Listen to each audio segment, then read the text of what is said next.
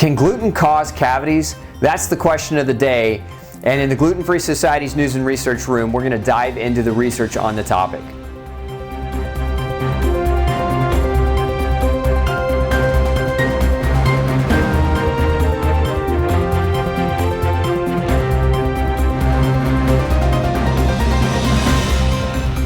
So can gluten cause cavities? Look, there are a number of research studies that show that gluten can actually damage the enamel over the teeth, exposing them to more acid, to more bacterial action, to more food action that can actually lead to erosions of the teeth, softening of the teeth. According to research published in the European Journal of Oral Science, enamel defects in permanent and deciduous teeth may be oral manifestations of celiac disease.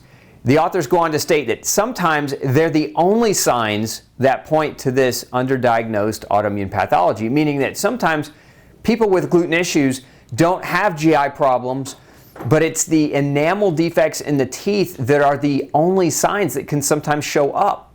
Another study published in the same journal found that antibodies against gliadin, which is the name of one of the forms of gluten found in wheat, barley, and rye, generated in patients with celiac disease can react in vitro with major enamel proteins. In essence, the same antibodies your body might produce against gluten can also react with the antibodies in the enamel of your teeth.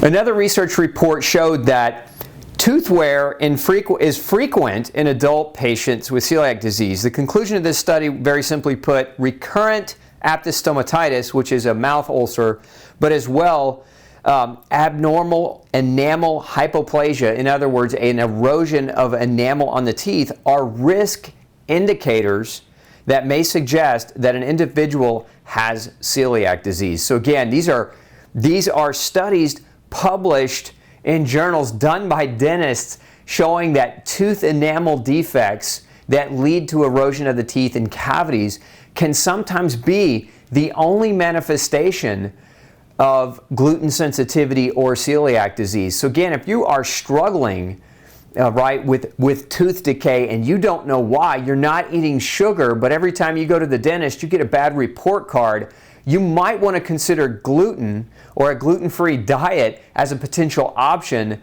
to help solve your issue. Now, below this video, I'm going to put a simple quiz for you to take that'll help you to identify whether or not going gluten-free or going on a gluten-free diet might be the right move for you.